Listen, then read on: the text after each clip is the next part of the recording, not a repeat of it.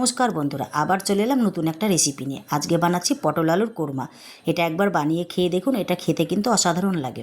এটা ভাত, রুটি, পরোটা, লুচি সব কিছুর সঙ্গেই ভালো লাগে খেতে। এটা বানানোর জন্য আমি প্রথমে পটলগুলোকে লাল করে ভেজে নিচ্ছি, আর ভাজার সময় সামান্য নুন দিয়েছিলাম।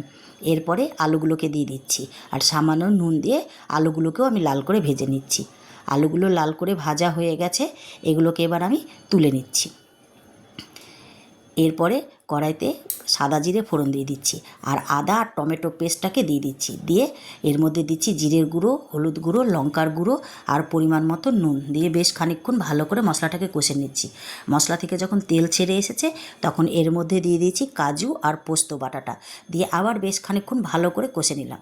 যখন মশলাটা পুরো কষা হয়ে গেছে তখন এর মধ্যে দিয়ে দিলাম ভেজে রাখা পটল আলুটা, আর দিলাম সামান্য চিনি, দিয়ে বেশ খানিকক্ষণ কষে দিয়ে দিলাম পরিমাণ মতন জল।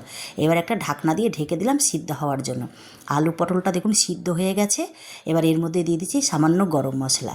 এইভাবে একবার রান্না করে খেয়ে দেখুন, খেতে কিন্তু অসাধারণ লাগে। আর এই রেসিপিটা সম্পূর্ণ নিরামিষ, এটা নিরামিষ দিনে রান্না করে খেতে পারেন।